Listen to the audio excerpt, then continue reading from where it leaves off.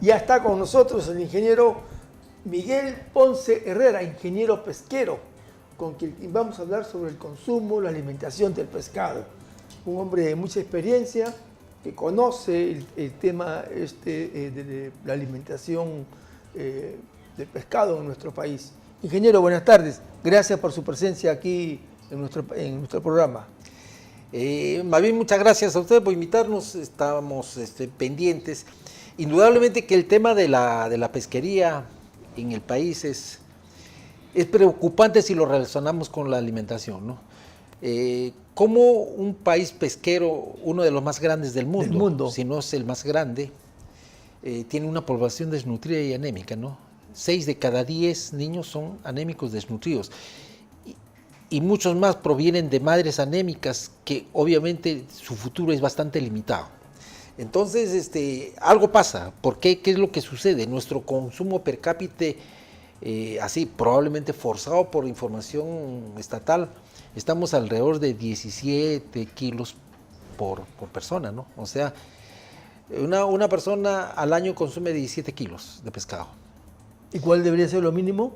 No, o sea, el promedio mundial es 18, o sea, estamos bajo el mínimo. Estamos por debajo del promedio. Del mínimo. Pero sin embargo, nosotros sacamos 6 millones de toneladas de pescado del mar. 6 millones de toneladas. Si esos millones de toneladas los dividiéramos entre todos los habitantes del Perú, entre los 33 millones, estaríamos de un consumo de per cápita de 150, 160 kilos anuales. Pero no es así, pues, ¿no? Ahí hay un problema. El problema está en que, más que primeramente en mirar el tema del consumo interno, nos estamos mirando hacia afuera. Sí, pero bajo una temática que no es muy responsable, ¿no? Claro. Nosotros exportamos harina de pescado. Harina de pescado. ¿Y qué cosa es la harina de pescado? Es sacar anchoveta del mar, un pescado del mar cualquiera, se puede hacer harina de pescado de cualquier pescado, es exprimirlo, hacerlo harina y mandarlo al extranjero para que alimenten cerdos y pollos, ¿no? O sea, a eso le llama el Estado consumo humano indirecto. O sea, se supone que a través de esa cadena nosotros vamos a consumir pescado. Pero ahí se va el 87% de la captura. O sea, de los 6 millones de toneladas que no son 6.000 kilos ni 600.000 kilos, son 6 millones de toneladas, el 87% es pesca industrial. ¿Y eso por qué, ingeniero? ¿No hay una ley adecuada que pueda adecuar ello y prohíba, digamos, la extracción, digamos, de este pescado para volverlo a harina? Lamentablemente la Ley General de Pesca está muy sesgada para eso, ¿no? No habla mucho sobre la pesca industrial, que es el grueso. Pero es necesario de que las personas entiendan qué es lo que come un pez bonito, un jurel, una caballa, una lisa en el mar. ¿De qué se alimenta? Se alimenta de anchoveta.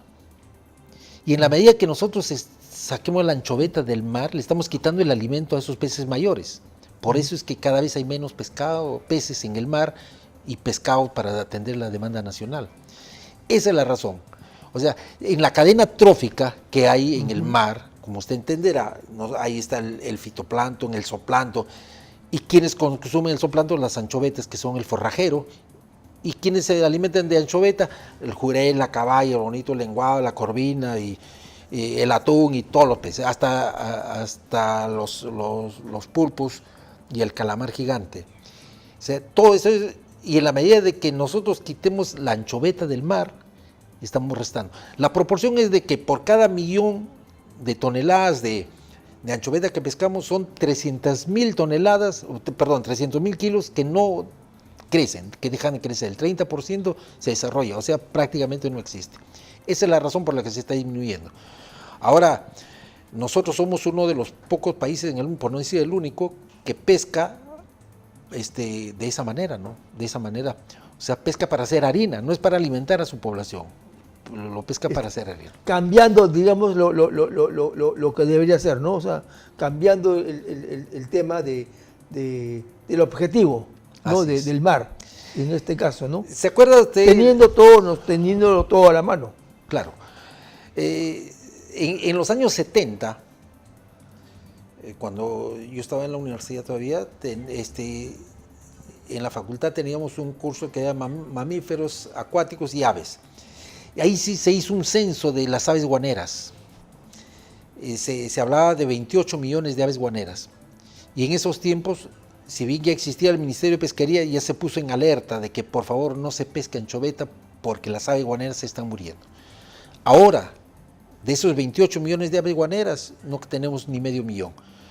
¿Por qué? Porque no tienen qué comer las aves guaneras.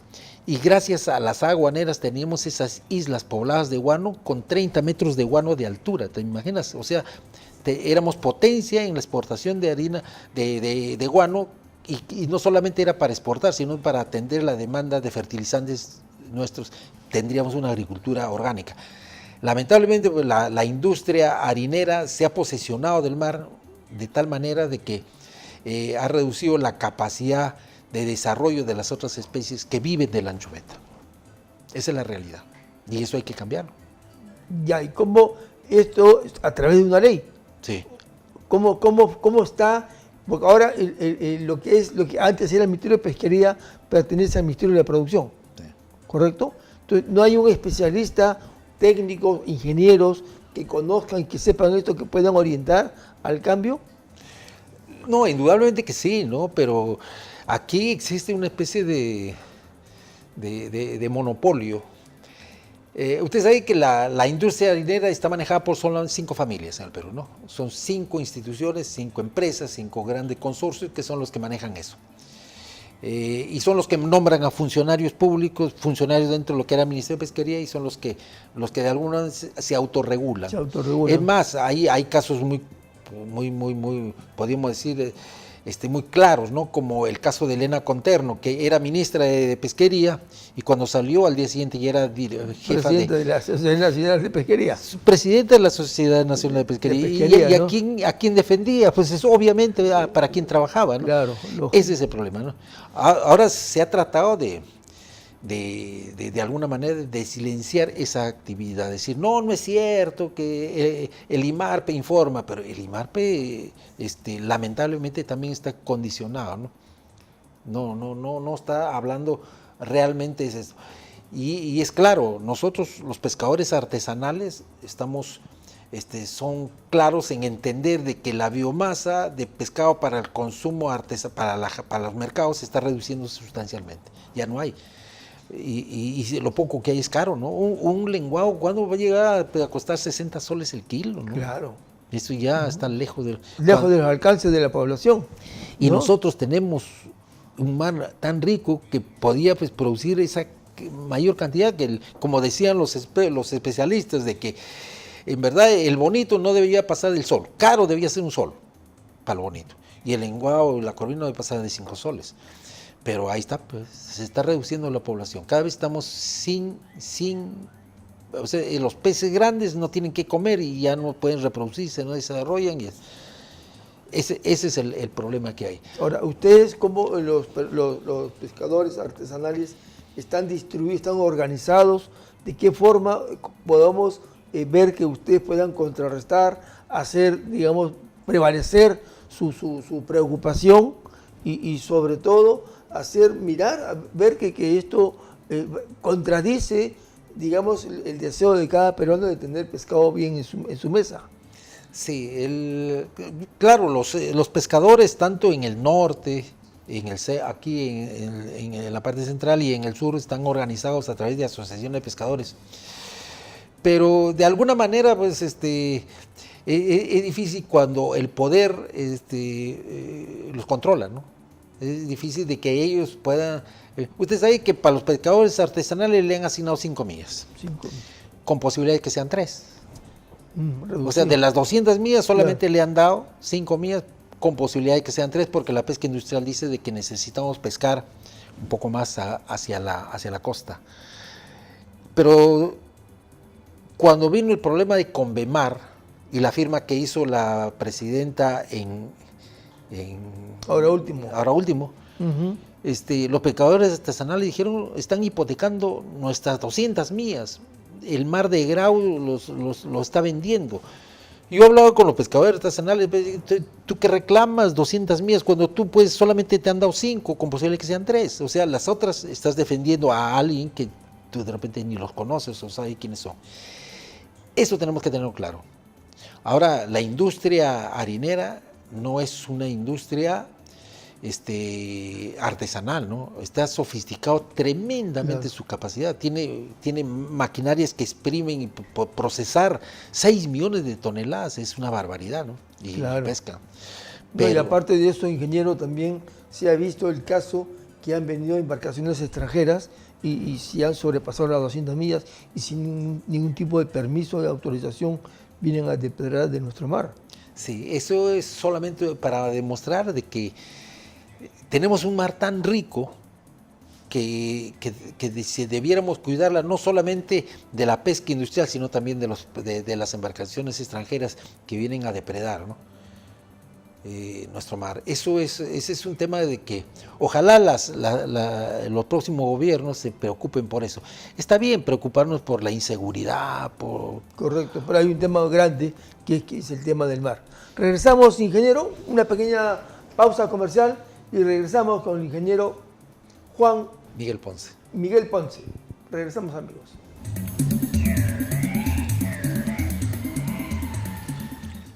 Preocupante, ingeniero, lo que usted está manifestando, porque de esto depende de la alimentación nacional, ¿no? En los mercados, de la gente que consumimos.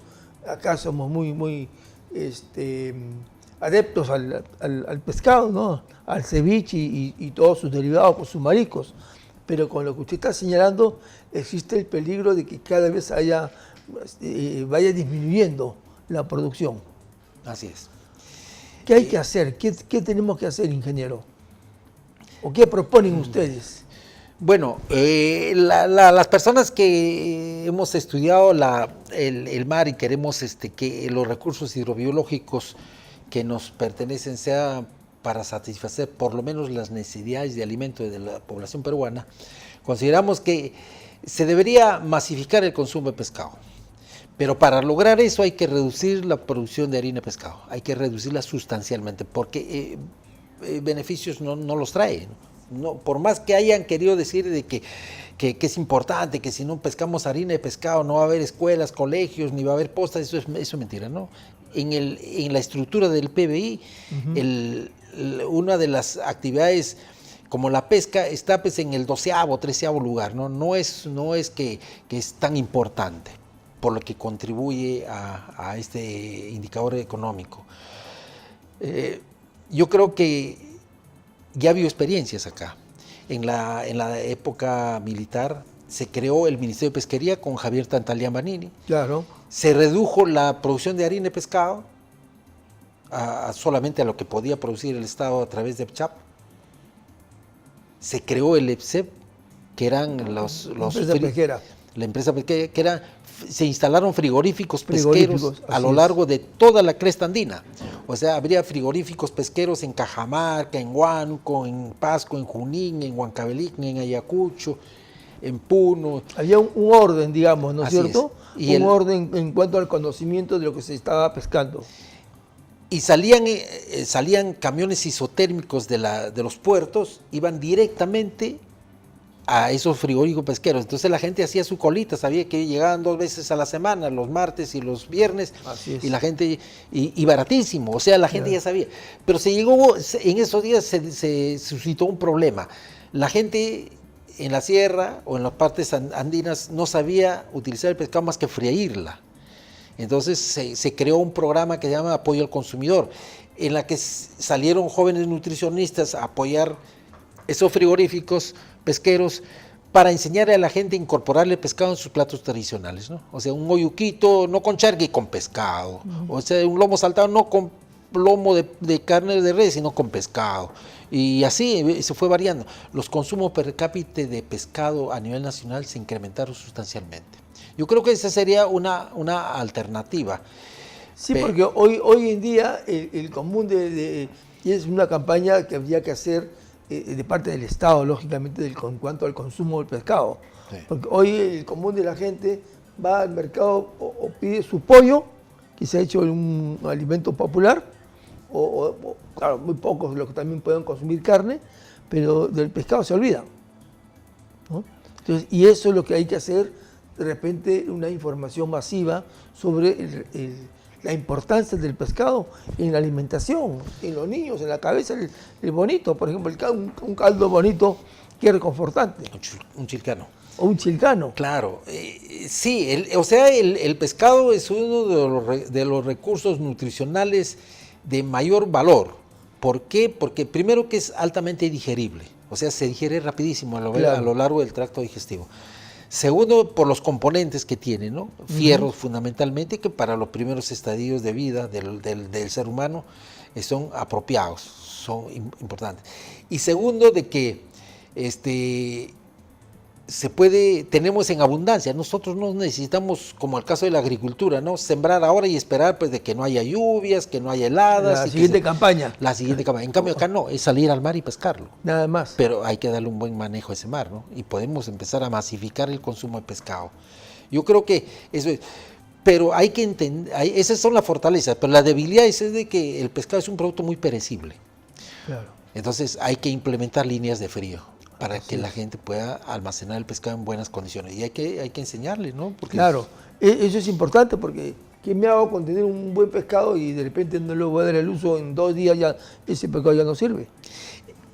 Y saberlo, no necesariamente ponerlo en la parte del freezer de abajo, sino arriba. Claro, pero acuérdese que el pescado tiene que estar con... Mucha gente le tiene temor o cierta indiferencia al pescado congelado, ¿no? Dice, el pescado congelado seguro será malogrado, ¿por qué lo habrán congelado? Pero hay que saber de que el pescado apenas sale del mar, empieza su deterioro en el estómago, claro, en el tracto, entonces hay que congelarlo inmediatamente, ¿no? Ese es ese es, por ejemplo, el problema que tienen ahorita los criadores de truchas, por ejemplo, en la Sierra Altoandina. Ellos sacan sus truchas y salen en las madrugadas, a las 4 o 5 de la mañana, se van al mercado con la finalidad de vender esas truchas a como de lugar, porque no tienen un cubito de hielo, le ponen unas plantitas ahí encima para ver si eso les protege en algo. Ya pasado a las 7, 8 de la mañana, si no han podido vender, ya bajan el precio. Claro. A las 10, 11 de la mañana ya lo entregan a crédito. Y a las 3 de la tarde ya lo tienen que botar. Porque no hay dónde almacenar, no hay forma de, ni echándole airecito, ese pescado se va a malograr definitivamente ya. Y pues está venenoso y dañino consumirlo en esas condiciones. Por eso es importante de que cuando se implementen estos programas tiene que ir del brazo con su cadena de frío.